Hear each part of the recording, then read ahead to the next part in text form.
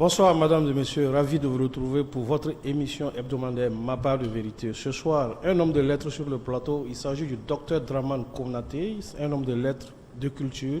Il est le président de la Sagesse, Société des auteurs, des gens de l'écrit et du savoir. Oui. Bonsoir docteur. Oui, bonsoir. Merci d'être venu sur ce plateau. C'est moi qui vous remercie. De ma part de vérité. Oui, ma part de vérité. Et ce soir, nous allons parler justement de ma part de vérité du docteur Jean-Baptiste Ouédraogo, paru ce week-end à Ouagadougou. La dédicace a eu lieu en tout cas ce week-end à Ouagadougou. Un ouvrage, dès sa parution, qui a créé la polémique. Alors avec docteur Konaté qui a présenté l'ouvrage, il sera question justement de revenir sur ces polémiques. Bien installé, docteur... Oui. Est-ce que ma part de vérité du docteur Jean-Baptiste Ouédraogo devrait faire l'objet de polémiques? Vous savez, la vérité est telle qu'elle est, elle est parfois relative. Et on a l'habitude de dire une vérité relative n'est pas une vérité. Ma part de vérité de l'auteur Jean-Baptiste Ouédraogo voudrait dire, si on veut aller dans la tautologie, sa part de vérité. Ça veut dire qu'il y a une vérité qui est là, certainement qui avait été dite à l'époque, ou des vérités qui avaient été dites à l'époque, et lui ne s'était pas prononcé. Et 40 ans, pratiquement 40 ans après, parce que l'ouvrage prend ancrage dans les années 80, lui, il vient faire des témoignages. Parce que, selon les explications qui avaient été données, il observait le devoir de réserve, mais par la suite aussi il a fait autre chose. Mais les choses ont évolué, et Sankara est devenu l'icône, une icône ici au Burkina Faso. Et qui dit icône, dit valeur cardinale incarnée. Et si l'on veut dire certaines vérités, je dis bien certaines vérités, sur ces valeurs cardinales qu'incarnait l'homme, c'est ça qui peut légitimement, je dis légitimement, amener les uns et les autres, effectivement, à reconsidérer, sinon à rejeter carrément la part de vérité de l'auteur. Cela peut se comprendre, c'est un sentiment humain. Mais si nous regardons la chose au fond, dans le fond, et par rapport à la polémique qui avait été suscitée, ni démon, ni ange, cela veut dire tout simplement qu'il ramène Thomas Sankara, toute proportion gardée, à sa dimension humaine. Nous sommes tous des humains, donc nous sommes tous faillibles. Je crois que c'est ce qu'il a voulu dire. Est-ce que ça c'est blâmable, le fait justement de vouloir ramener le héros de toute une génération à une dimension réelle? Justement, c'est cela la vérité. Pour ça, au moins, c'est la vérité. On est tous des humains. Sankara fut un humain, un mortel, et il a ses qualités, il a ses défauts, mais ce qu'il faut regarder, comme ce que nous avons l'habitude de dire, c'est le meilleur de l'homme, c'est le meilleur qu'il a pu offrir à son pays. Sinon, la vérité est que personne ne peut contester que Sankara fut un humain. Donc ni ange ni démon, je crois, c'est dans ce sens-là. Mais est-ce que c'était opportun? Parce que quand on écoute les discours qui issus justement de ces polémiques, est-ce que c'était opportun? Parce que l'auteur lui-même semble s'y résoudre, parce qu'il dit « Je serai l'un des personnages dans son ouvrage. Tout à fait. Je serai l'un des personnages les plus controversés du pays. » Donc il en avait conscience déjà, mais est-ce qu'il y avait opportunité de faire sortir cet ouvrage? C'est pourquoi je vous parlais justement de cette colère légitime, sinon cette révolte légitime. Parce que aujourd'hui, la jeunesse est en perte de repères. Ou même il y a une certaine jeunesse qui a déjà perdu ses repères. Et cette jeunesse voyait en Sankara, à travers les témoignages qui avaient été faits sur l'homme, parce que la plupart ne l'ont pas connu. Ils ne l'ont pas connu. Ils n'ont pas connu 20, 25 ans. Bon, Sankara est mort il y a une trentaine d'années. Ils ne l'ont pas connu. Donc, étant en perte de repère, la jeunesse a été obligée de s'accrocher à un idéal, à une icône je ne dirais pas un mythe, peut-être un mythe entre guillemets, parce qu'on parle de plus en plus de la légende Sankara, du mythe Sankara, etc. Qu'est-ce que ça dit?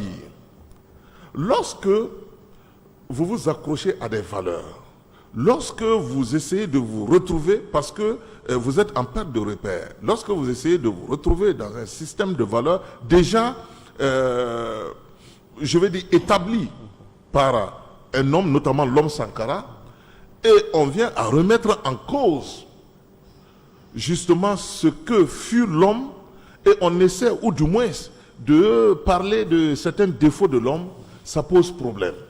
D'où la question d'opportunité, de l'opportunité même de ces révélations.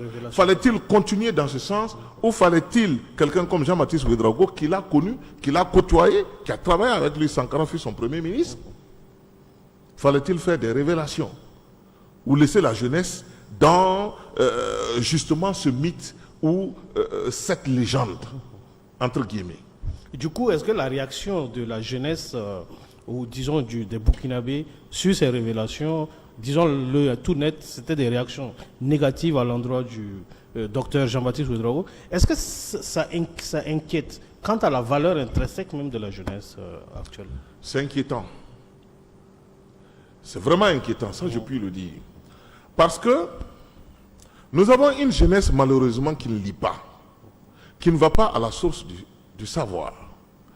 Nous avons une jeunesse qui malheureusement réagit comme ce bon nègre senghorien.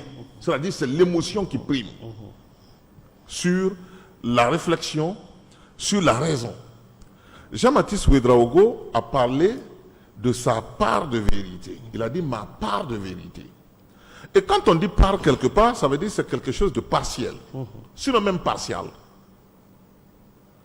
Alors, il faut que la jeunesse apprenne à aller à la source du savoir. Qu'est-ce que ça dit?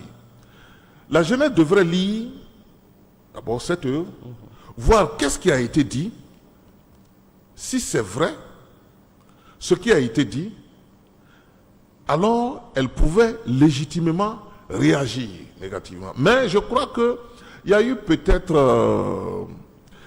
les journalistes ont sorti la phrase qu'il a lâchée je ne dirais pas de son contexte, mais du texte même ou de l'esprit. Du texte.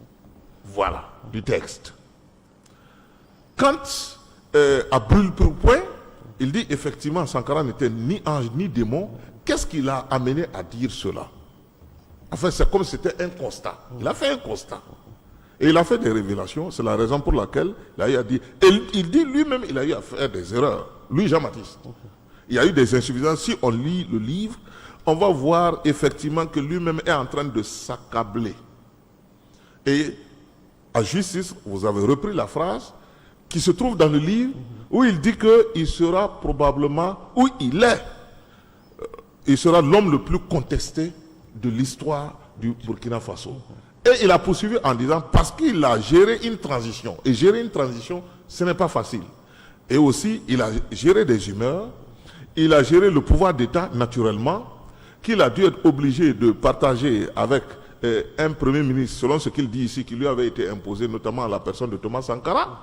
Donc, on voyait en Sankara l'aile progressiste, pendant que lui, Jean-Baptiste, il disait que quand ils arrivaient, le 7 novembre 1982, précisément, il n'y avait pas de ligne idéologique. C'était juste pour remplacer un système qui était là, un système dirigé, notamment par des colonels, ce qu'ils ont appelé la vieille garde de l'armée coloniale. Mais maintenant que l'aile progressiste a pris le pas et voulait proclamer la révolution, il y a eu naturellement des dissensions. Et tout est parti de cela jusqu'à l'arrestation de Sankara le 17 mai 1983, que lui-même a regretté. Il a dit, en fait, s'il y a eu cette arrestation, ça veut dire forcément les armes vont encore parler. Et effectivement, le 4 août 1983, les armes ont parlé. Donc on est tombé dans la critique d'un homme et de son ouvrage. On est tombé vite en précipitation, sans véritablement pris le soin de comprendre ce qu'il voudrait dire. De comprendre ce qu'il voulait dire et surtout de lire et de savoir interpréter. Nous, par exemple, qui nous sommes soumis à cet exercice-là, de lecture et surtout de lecture critique, nous avons lu un certain nombre d'ouvrages pour voir en quoi sa part de vérité est effectivement une vérité. J'ai dit une vérité, pas la vérité. Nous avons lu Sénène Andrea Mirado. Il s'appelait Sankara, chronique d'une mort violente. Effectivement, il a développé, ou du moins il a fait certains témoignages ici, qui sont corroborés ou qui avaient été déjà même, des témoignages qui avaient déjà été faits par Sénène dès 1988. Alors qu'on sait que Sénène était un ami, un très proche de Thomas Sankara. Il y a aussi d'autres auteurs, tels que Valère Sommet, qui a publié Les Nuits froides de décembre. Mais avant cela, L'espoir assassiné, qu'il a publié. Mais ici, il revient sur le fait, voilà ce qu'il a dit, qu'il nous arrive parfois de penser que le mouvement révolutionnaire a porté trop tôt Thomas Sankara au devant de la scène. Quand il dit trop tôt, qu'est-ce que ça veut dire? Ça veut dire que ce qui est arrivé le 15 octobre 1987, c'est un peu de leur faute, à tous. C'est-à-dire qu'ils n'avaient pas mûri idéologiquement certains axes, une certaine vision politique, et Sankara a porté ses idéaux et ses valeurs, et c'est la raison pour laquelle, et tous les livres le disent, ici la parole de Sankara, il était pour la création d'un parti avant-gardiste. Et ce front avant-gardiste ne pouvait être mis en place si les groupuscules communistes au sein du CNR ne se sabordaient pas. Ce que naturellement ils ont refusé. Pour dire, ils ne peuvent pas être dans un front, j'allais dire commun, un front de vous à moi. Le front populaire, en réalité, est venu de Sankara. C'était ce front qui devait être créé. C'est la raison pour laquelle, dès le 15 octobre 1987, on a parlé de front populaire. Ça veut dire déjà, il y avait un travail. Ça avait été mûri. Ça avait été mûri, merci. Alors, ces groupuscules communistes qui ont refusé d'intégrer ce front-là que Sankara voulait créer, en fait, était en train d'hésiter. C'est ça qui a amené malheureusement le 15 octobre 1987. Donc cette contradiction-là a été réglée. Donc, si Valère Sommet dit on a apporté trop tôt Sankara au pouvoir, ça veut dire que il lui-même a reconnu les insuffisances, il a reconnu les lacunes de la révolution, il a reconnu que non, eux qui étaient les idéologues de la RDP à l'époque, il y avait un travail qui n'avait pas été assurément fait. Est-ce que ça dit que l'œuvre, ma part de vérité du docteur Jean-Baptiste, peut être assimilée à une œuvre de courage? Parce que quand même, lui-même le reconnaissant, sachant qu'il allait être controversé, il savait quand même que un groupe de personnes n'allait pas lui faire cadeau, mais il a laissé mûrir l'œuvre jusqu'à ce que l'œuvre sorte. Est-ce qu'on peut dire que c'est vraiment une preuve de courage de la part de l'auteur? Une preuve de courage, oui. Ça, je puis l'affirmer, parce que quand j'ai lu l'œuvre, il faut avoir le courage d'écrire, de faire des témoignages de ce genre. Pendant qu'au Burkina Faso, comme vous le savez, Thomas Sankara, il est le héros, il est un héros national. Pendant qu'on est en train de lui dédier un mémorial, pendant qu'un peu partout en Afrique et dans le monde, on célèbre sa mort, on commémore sa mort, il faut être courageux pour dire un certain nombre de choses. C'est la raison pour laquelle je dis c'est dommage, parce que c'est vrai, en Afrique, s'attaquer aux mythes, c'est difficile. Parce que les mythes sont fondateurs d'une société. Les mythes sont fondateurs de cohésion sociale. Donc, on peut dire, ou du moins les mythes garantissent la cohésion sociale. On peut dire que Jean-Baptiste Ouédraogo, d'aucuns pourraient estimer, du moins, qu'il rame à contre-courant. Pendant que toute la société a accepté, même au plus haut niveau de l'État, on l'a désigné comme, voilà, on l'a sacralisé en quelque sorte, je ne dirais pas qu'on l'a canonisé, on l'a béatifié, etc. Ce qui est sûr, il entre dans le Panthéon national, et il est en très bonne place dans le bas. Que quelqu'un puisse dire, voilà, Sankara n'est ni ange ni démon. Mais aussi, courage, parce que nous voulons la réconciliation au Burkina Faso. Tout le monde sait qu'entre les politiciens, ça ne va pas. Et face à l'ennemi commun qui est aujourd'hui le terrorisme, nous voyons toujours que la classe politique ne fait toujours pas langue. Alors, le problème qui se pose, c'est quoi? Quand on dit vérité, justice et réconciliation, là, si déjà quelqu'un dit sa vérité et on jette sur lui tous les...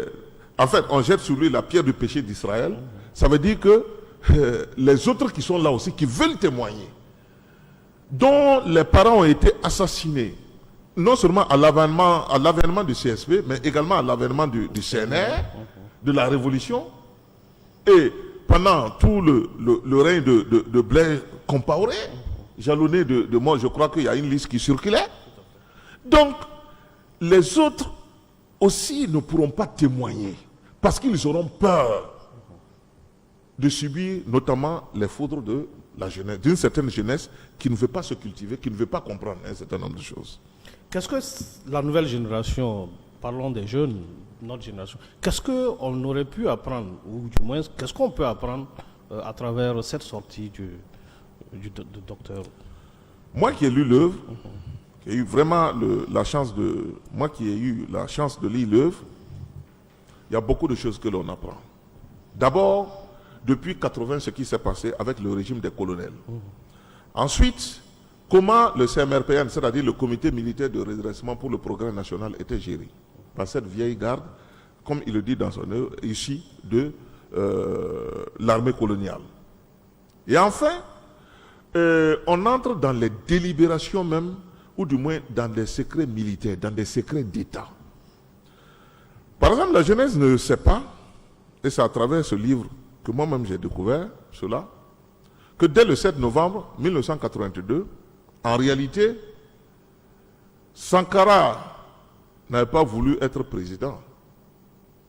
Alors que le coup d'État, selon ce qui est dit ici, et les gens ont témoigné même à la dédicace, ceux qui ont fait le coup d'État, le putsch du 7 novembre 1982, les Kambouélé et consorts, ils ont témoigné en disant, en réalité, on a fait le coup d'État pour que Sankara prenne le pouvoir.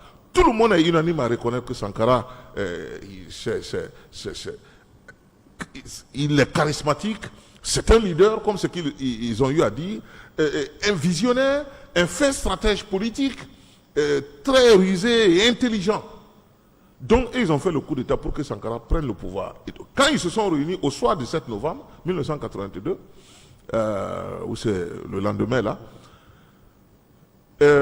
Sankara a décliné l'offre.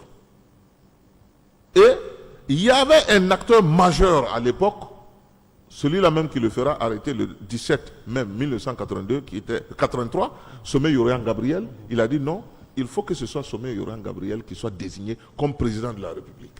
Alors les sous-officiers et les officiers qui avaient fait le coup d'État, naturellement, ils ont refusé. Parce qu'ils avaient fait le coup d'État contre le régime des colonels, dont faisait partie Sommet Yorian en tant que chef d'État-major. Alors, plus tard, quand ils se sont concertés, c'est là ils ont trouvé en Jean-Baptiste, selon ce qu'il dit, dans sa part de vérité, la personne qui pouvait incarner, bien sûr, en dehors de Sankara, puisque Sankara a dit non, il ne veut pas être président. Donc, ce sont des choses comme ça que l'on apprend. Mais aussi, le 17 mai, dès le 13 mai, tout ce qui s'est passé, à Ouaga, 13, 14, 15, etc., jusqu'au 17, tout a été relaté dans cette œuvre. Mais également, la veille du 4 août 1983, quelle était l'ambiance à Ouagadougou entre les militaires, les différents états-majors, voilà, que ce soit la gendarmerie, que ce soit l'armée de terre, que ce soit l'armée de l'air, etc. Il a parlé de cela. Donc, ça veut dire que l'on apprend beaucoup dans cette œuvre. Alors, est-ce qu'il y a beaucoup de fanatisme actuellement au sein de la jeunesse, à la lumière de ce qui se passe, justement, la polémique qui est née autour de cette œuvre-là? Bien sûr, malheureusement, moi je puis le dire qu'il y a une certaine jeunesse, je ne dis pas toute la jeunesse, qui a été instrumentalisée.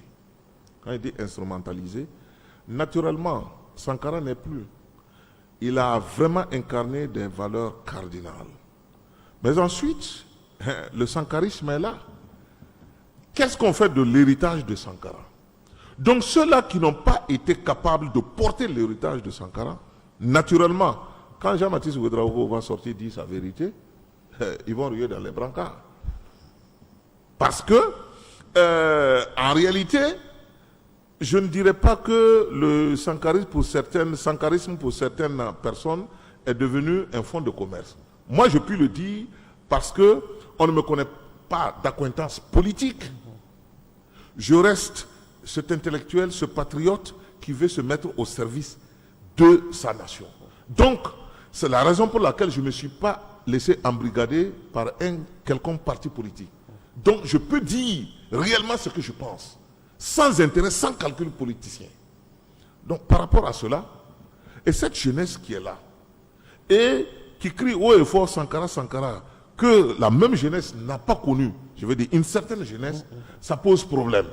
Donc, ce que eux, ils savent de Sankara, bien sûr, c'est que l'homme fut un patriote, ça c'est vrai, même ses plus grands pourfendeurs, dont son ami personnel, Charles Lona Ouattara, a dit dans son œuvre, La Révolution voltaïque, et ensuite cette œuvre, Mon engagement, que Sankara fut un patriote.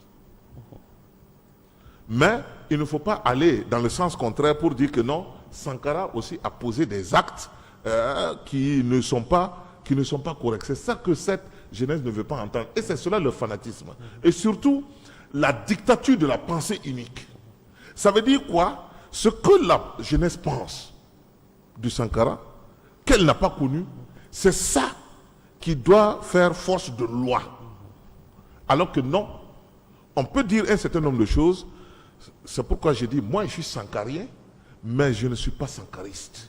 Je suis sankarien de par les idéaux et les valeurs que l'homme a défendues, de par sa vision, mais je ne suis pas sankariste parce que je ne m'enferme pas dans une idéologie. Sankara, ce n'était pas un idéologiste. C'est la raison pour laquelle Jean Ziegler a dit que Sankara a développé un nouveau pouvoir africain. Est-ce que les sankaristes, disons les héritiers de Sankara, ou du moins ceux qui s'en réclament ouvertement, à travers cette levée de tollé contre le docteur Jean-Baptiste Ouédraogo, est-ce que ce n'est pas le symbole aussi d'un échec de leur part? Le fait d'avoir échoué à faire connaître les valeurs qu'incarnait l'homme, ou le fait d'avoir échoué à codifier déjà le sankarisme pour l'enseigner à la postérité. Est-ce que ce n'est pas le véritable échec? Je suis tout à fait d'avis avec vous. Je suis tout à fait d'avis avec vous, c'est ce que je disais tout à l'heure. C'est parce que ils ont échoué dans le processus de transmission de l'héritage de Sankara que cette jeunesse est restée comme ça. Surtout inculte. Quand je dis inculte, Sankara était très cultivé. Si vous prenez biographie de Thomas Sankara, Bruno Jaffré, La patrie ou la mort nous vaincrons. Mais il vous parle d'un Thomas Sankara qui, depuis le lycée, en passant par le PMK, jusqu'à sa formation militaire, voici quelqu'un qui a lu, qui a beaucoup lu, qui s'est cultivé. Même ses adversaires les plus farouches le savent. Donc Sankara n'est pas arrivé au pouvoir comme ça. Maintenant, ceux qui ont pris le relais, malheureusement, ne peuvent pas perpétuer cet héritage, étant donné qu'eux-mêmes n'ont pas de bagage suffisant pour transmettre à la jeunesse. C'est la raison pour laquelle je vous disais d'entrée de jeu que nous avons une jeunesse en perte de repères, ou même qui a perdu, une certaine jeunesse qui a perdu tous ses repères. Alors, qu'est-ce qui se passe? Ils auraient dû, effectivement, à défaut de créer des écoles de formation, perpétuer la pensée, la vision de Sankara. Pleinement. Mais on a vu que beaucoup d'entre eux ne font pas dans la vertu. D'abord, Sankara, même quand on leur reproche, n'allons même pas dans le domaine des idées, même quand on leur reproche de rouler carrosse, d'être dans des voitures luxueuses, de ceci, cela, il dit, c'est le contexte Sinon, bon, peut-être que si Sankara vivait, lui aussi, il serait... Il se C'est serait pas un langage. Il se serait transformé. Voilà, justement. Voilà où se situe le problème. Mais par contre, les sankaristes, les vrais sankaristes, par un gars comme Valère Sommet, on sait qu'il est resté tel jusqu'à partir. On l'a coopté plusieurs fois. On lui a fait appel. Vous avez vu qu'à son décès, Roch-Marc Christian Kaboré est parti s'incliner sur sa dépouille. Et quand on a interviewé le président du Faso, il a dit qu'ils sont tous passés entre les mains de Valère Sommet. Mais il est resté tel, il est resté intègre, on savait qu'il vivait modestement et il s'en est allé de cette façon. Même lorsqu'il est tombé malade, beaucoup parmi ces sankaris aujourd'hui, quand ils sont malades, ils se font rapidement évacuer là. Parce qu'ils disposent des moyens de l'État. Pour qu'on évacue, là j'entre un peu dans les secrets parce que je sais comment les choses se sont passées. Valère Sommet, sa maladie s'est réellement aggravée, sa santé s'est dégradée ici, avant qu'on ne... Parce que ça posait problème. Et il avait dit de n'en parler à personne. Lui, il préfère assumer.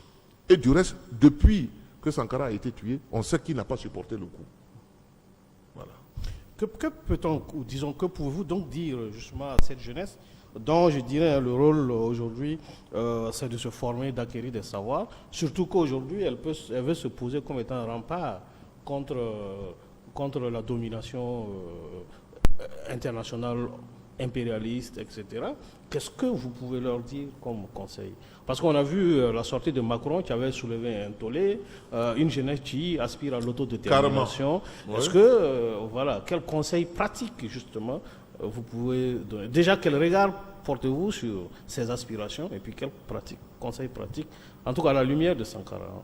Nous avons essayé de faire de notre mieux, parce que depuis plus de 20 ans, nous sommes dans le domaine du livre, de la lecture, etc. Parce que nous estimons que c'est par cette voie-là que la jeunesse peut s'épanouir intellectuellement et que la jeunesse peut aller, Burkinabé peut aller à la conquête du monde. Une jeunesse responsable. Mais vous voyez, il y a trop de... la jeunesse préfère parfois la courte échelle. Beaucoup ont été embrigadés dans des partis politiques de gauche à droite. Ce n'est pas seulement le mouvement sankariste qui les a cooptés. Hein? Voilà. Donc, ils se retrouvent... Ça dit, c'est de l'arrivisme et de l'opportunisme. Il faut tout faire et tout gagner tout de suite. Quand Sankara a été assassiné, on a vu qu'il n'a laissé que pour hériter une vieille guitare quelque part, une bicyclette, de quoi. Si bien que, au début, bon, beaucoup n'étaient pas nés, c'était en 80. Nous, on suivait. Quand on a tenté de salir son image, dès sa mort même, on a dit non, non, non, non. L'homme que nous avons connu là, il n'était pas comme ça. Puisqu'ils avaient montré une mallette pleine d'argent, quand en réalité Sankara cachait de l'argent chez lui à domicile. Sankara a fait ceci, cela. En fin de compte, on s'est rendu compte que l'homme n'a laissé qu'une vieille guitare, une bicyclette et quoi d'autre encore. On a montré sa maison qu'il a eue. C'est terrible. Donc, une jeunesse déjà qui veut le luxe tout de suite, qui veut parader, qui veut des chaînes en or, qui se retrouve dans des grosses bagnoles, dans des grosses cylindrées, etc. Qu'est-ce que cette jeunesse peut davantage apprendre du sankarisme, sinon que pour fanfaronner? Maintenant, il y a aussi l'autre partie de la jeunesse. Je ne dis pas que toute la jeunesse est comme ça. Voilà. Il y a aussi l'autre partie de la jeunesse qui a soif d'apprendre. Mais malheureusement, il n'y a pas d'espace d'apprentissage. Je crois qu'avec le mémorial, il est prévu une bibliothèque, il est prévu beaucoup de choses pour véhiculer la vision de Sankara, pour parler de l'homme Sankara, etc. C'est ça qui peut aider la jeunesse. Sinon, aujourd'hui, quand on les saisit, même ceux qui se disent sankaristes, parmi les jeunes, qu'est-ce que Sankara a fait ça? Ils vont se mettre à citer un certain nombre. Oui, Sankara a fait ceci, Sankara a fait cela, Sankara a fait ceci, Sankara a fait cela. Ok, c'est bien. Mais qu'est-ce qui sous-tendait réellement la vision de Sankara? Ils ne sont pas en mesure de vous le dire. En fait, c'est le factuel. Ils sont dans le factuel. Sankara a construit des ciné populaires, des dancing populaires. Sankara a vacciné combien d'enfants? Sankara a fait ceci, cela, etc. Et Sankara lui-même a reconnu effectivement qu'ils ont travaillé, mais ils ont fait des erreurs. Et la parabole, la fameuse parabole de Sankara, que la jeunesse même n'est pas en mesure de déchiffrer. C'est pourquoi nous avons dit que nous avons quand même une certaine jeunesse qui est inculte. La parabole de l'homme sur sa bicyclette. Il dit, il est incompris, lui, Sankara. Il est en train de monter une pente raide. À gauche et à droite, il y a un précipice. S'il arrête de pédaler, il tombe. Il est obligé de... Voilà. Cette parabole, ça veut tout dire sur l'action de Sankara. Et c'est cette parabole aussi qui veut dire que Sankara n'était ni ange, ni démon. Puisque lui-même, il reconnaît qu'à gauche, à droite, il y a des précipices. Ça veut dire il y a des obstacles, il y a des abîmes. Et devant, il est obligé, la pente est raide, il est incompris, il a fait des insuffisants, la révolution a fait des erreurs, mais lui, il l'assume. Parce que c'est lui le président de façon. Qui peut avoir cette hauteur d'esprit aujourd'hui pour dire nous avons fait des erreurs, nous assumons. Parmi les Sankarés. Parce que jusque-là, on ne fait que défendre, j'allais dire, le bilan positif de la révolution. Le bilan positif de la... Mais il faut dire que sous la révolution aussi, il y a eu des exécutions sommaires. Ce n'était pas Sankara. Même si ce n'était pas Sankara qui avait dit, je ne crois pas que ce soit l'homme, parce que plus tard, on a vu que ces exécutions se sont poursuivies. Si on disait que c'était Sankara, après lui, il n'y allait pas avoir d'exécution. Donc ça veut dire qu'il y avait des loups autour de lui qui étaient entrés dans la bergerie. Alors, revenons un peu sur l'opportunité justement de l'apparition de ma part de vérité du docteur Jean-Baptiste Ouédraogo. Est-ce que là, il n'a pas laissé le soin aux pro-sankaristes de croire qu'ils venaient dans ces périodes-là pour tuer leur icône? Je suis tout à fait d'avis avec vous. C'est pourquoi je vous disais que le tollé est venu justement de certains parmi ces sankaristes-là. Sinon, il y a d'autres qui ont été même jusqu'à témoigner. Par exemple, Jean-Hubert Bazier, c'est l'un des sankaristes, j'allais dire, qui est resté dans l'aile pure et dure, qui est resté fidèle à Sankara, qui est resté fidèle aux idéaux et valeurs défendues par Sankara. Voilà. Qui n'a jamais travesti sa pensée. Il a témoigné devant Jean-Baptiste Ouédraogo. Il y avait aussi des officiers qui ont travaillé sous Sankara, qui sont venus, qui ont témoigné. Mais il y a des politiques ou des politiciens, je ne dirais pas des politiques, parce qu'un politique, c'est quelqu'un qui a une vision. Il y a des politiciens, tapis dans l'ombre, ça ne fait pas leur affaire. Parce que, n'oublions pas que c'est une année électorale. Vous parlez d'opportunité. C'est une année électorale. Si déjà, leur icône, celui dont on parle tant de la vision, et qui est le Burkinabé le plus connu à l'extérieur, sans grand risque de me tromper. Si déjà, on commence à dire oui, voici les lacunes de la révolution, voici ses insuffisants, voici ses défauts, et ça ne les arrange pas. Parce que, en réalité, leur campagne en tant que sankaristes là devrait porter sur cette vision de Sankara. Mais si on montre le contraire, effectivement, de l'autre côté, on peut penser que c'est ramer à contre-courant. Mais je crois que c'est sa part de vérité. C'est la raison pour laquelle, moi je dis, il faut d'abord lire l'œuvre. Et maintenant, les sankaristes, quand même, il y a beaucoup d'intellectuels parmi eux qui ne sont pas d'accord qu'ils écrivent. Jean-Hubert Bazier a sorti 3 livres sur Sankara. Lui, il a écrit. Basile Guissou également a écrit. Il a écrit Burkina Faso. Un espoir en Afrique aussi. Voilà. Voici. Un espoir en Afrique. Basile Guissou. Il a écrit. Alors, à l'époque, des gens comme Touré Adama, qui fut le mentor, en réalité, c'est lui qui a formé idéologiquement et politiquement Sankara. C'est lui son mentor. Et dans ma part de vérité, Jean-Baptiste Ouédraogo parle beaucoup de lui. Notamment lui et Chouman Touré, puisque c'était les 2 leaders, les 2 ténors. Non, ils étaient 3. Plus Ouédraogo, Philippe Ouédraogo. Ils étaient 3. C'était les 3 ténors du PAI. En plus de Feu Arba Diallo. Ce sont eux qui ont formé Sankara. Alors, lui-même, depuis 2001, il a publié une vie de militant. Ma lutte du collège à la révolution de Thomas Sankara. Donc, pour vous dire que les sankaristes aujourd'hui qui sont là, qui sont très actifs sur le terrain, qui occupent le terrain, s'ils ne sont pas d'accord avec la version servie par Jean-Baptiste Ouédraogo, alors qu'ils écrivent. Zida a écrit « Je sais qui je suis » après la transition. Transition, c'est ça. Et il y a eu également un tollé, parce que beaucoup n'étaient pas d'accord avec lui. Mais au moins, il a eu le mérite d'avoir écrit. Puisque les traces écrites restent. Et il faut qu'au niveau de la Bibliothèque nationale, ce soit un patrimoine. Que de dire, même si ce qui est écrit, on n'est pas tout à fait d'accord, la Misana a écrit. C'est-à-dire, les chefs d'État, ou du moins les hommes d'État qui ont exercé au plus haut niveau de l'État, le pouvoir d'État, naturellement, ils écrivent. Gérard Kango Ouedraogo a écrit. Donc nous attendons que d'autres puissent écrire pour nous édifier sur la situation. Peut-être que Blaise écrira. Blaise Compaoré écrira. Certainement qu'il a beaucoup à dire, puisque depuis 80, ce que aussi la jeunesse va découvrir dans ce livre-là, Blaise Compaoré, Thomas Sankara, Lengani, Henri Zongo, c'est-à-dire le Quator révolutionnaire, c'était prévu qu'il soit radié de l'armée.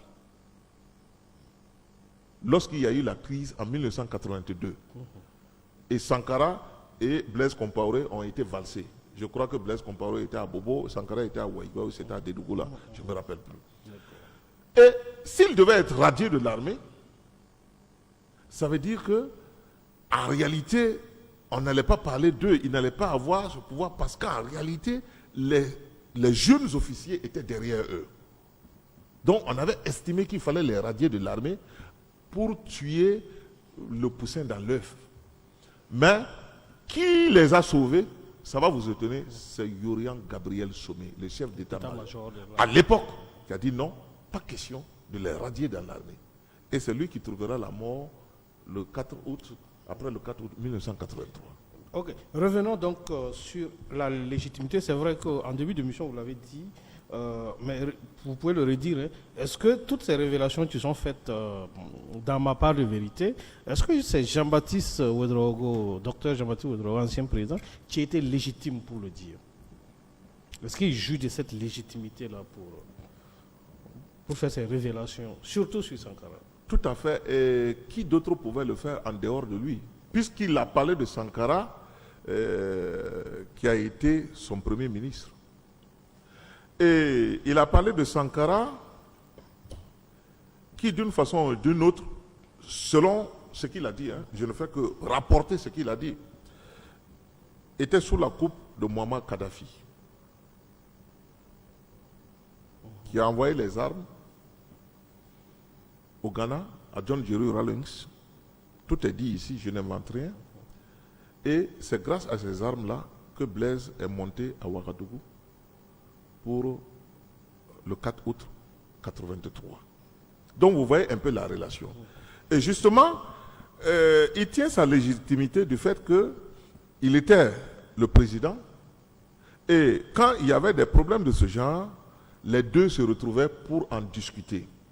Par exemple, l'arrivée de Kadhafi à Ouaga, il dit ici qu'il n'avait pas été informé. C'est à la veille de l'arrivée de Kadhafi qu'on lui a dit qu'en réalité, Kadhafi devait arriver au pays. Et dans ce cas, qu'est-ce que lui il peut faire? Donc voici des révélations. Et ce qui, puisque vous parlez de légitimité, quand il dit quelque chose, il dit qui était témoin ce jour-là. Et que ces gens sont toujours vivants. Ils peuvent le contredire si ce n'est pas ce qui s'est passé. Et il y en a qui ont témoigné à la dédicace et il y en a certainement qui vont témoigner bien plus tard. Alors, quelle valeur, vous en tant qu'homme de culture, on sait que vous êtes en tout cas promoteur de l'écrit, président de la sagesse, quelle valeur accordez-vous justement à cet ouvrage? D'accord. D'abord, en commençant par la sagesse, moi j'ai passé le flambeau à la nouvelle génération, mais je reste toujours dans le domaine du livre. J'en suis le président d'honneur, en fait. Bien, en même temps que Passeri Titenga. Alors, le livre a une valeur littéraire certaine. D'abord, le livre fait dans l'essai. C'est un essai, j'allais dire, historique, étant donné que le livre parle d'un pan de l'histoire de notre pays de 80 jusqu'en 83, au 4 août 83. Deuxièmement, le livre est un essai, est un documentaire pour nous, étant donné qu'il y a beaucoup de révélations qui ont été faites, et en principe, ce qui est écrit là, ça devait se retrouver au niveau des archives nationales. Il devait être top secret. Mais il a fait fi de ce devoir de réserve pour pouvoir en parler, notamment les délibérations au sein du Conseil supérieur des forces armées voltaïques. Et du reste, il dit que les problèmes de l'armée voltaïque ont commencé. Il dit bien voltaïque, hein, dans ce livre, il ne parlera nullement de Burkina Faso, puisque le livre s'arrête au 4 août 1983. Alors, les problèmes de l'armée ont commencé à cette époque. Et troisièmement, enfin, le livre est une chronique avec des descriptions de scènes, un scénario pour ce qui concerne l'avènement du 17 mai, les événements du mois du 17 mai 1983, et également le 4 août, tout ce qui s'est passé, Sankara qui est passé le voir dans la nuit, quand il a été destitué, pour lui proposer sa protection, et la protection, il lui a proposé de protéger sa famille, mais aussi Blaise Compaoré est passé le voir. Donc, on peut dire que ce livre-là, globalement, certainement pour conclure, je ne sais pas si c'est la conclusion. Ok, d'accord. Ce livre, en réalité, c'est un livre de témoignage. Moi, j'ai appelé ça un témoignage majeur. Témoignage majeur dans le sens où le lecteur est édifié par rapport à certaines choses qui sont révélées là-dedans. Certaines vérités. Maintenant, certaines vérités, je dis bien certaines vérités, mais il faut que ces vérités soient certaines. Qu'il y ait d'autres témoignages.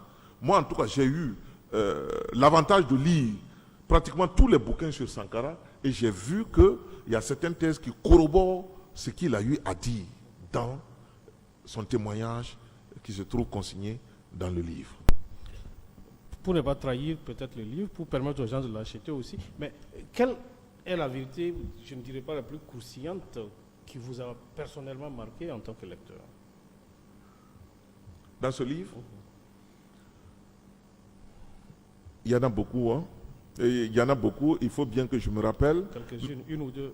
Bon, bien. D'abord, c'était la séance de désignation du président. C'est-à-dire, on fait un coup d'État, on ne sait pas qui, précisément le 7 novembre 1982, on ne sait pas qui va prendre le pouvoir, qui va diriger. Le gouvernement n'était pas constitué, rien. Donc, il fallait qu'ils se réunissent pour désigner un président.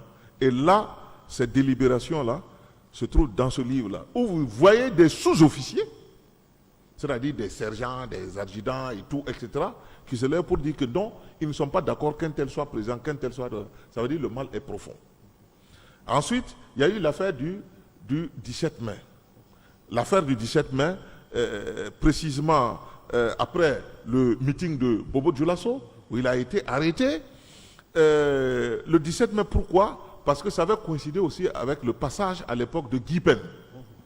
Voilà, c'était un des conseillers, je crois, de François Mitterrand. Donc on a estimé... Coup d'État. Que c'est parce que lui, il est arrivé qu'on a arrêté Sankara. Alors que là-dedans, il dit en fait que ça avait été programmé depuis de longue date. Donc c'était de façon fortuite.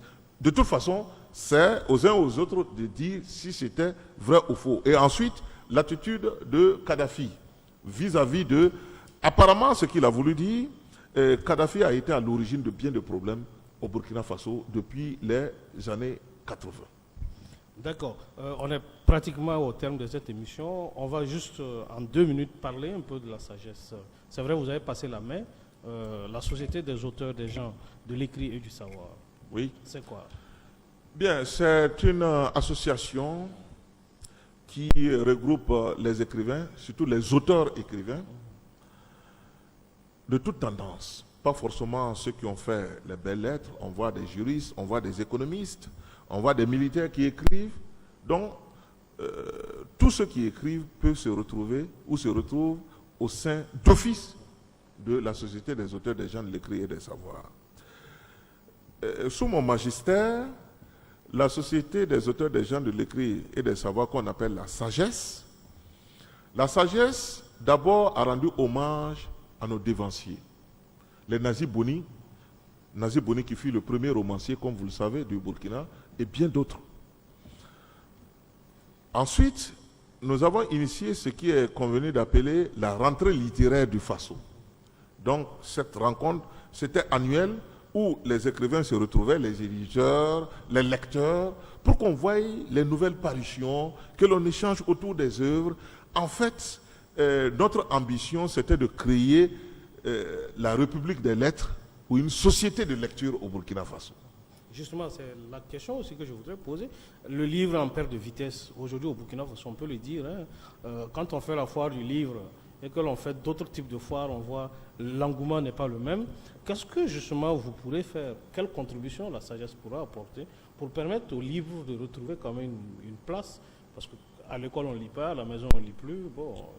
En fait, la société des auteurs, la sagesse se trouve, est un maillon.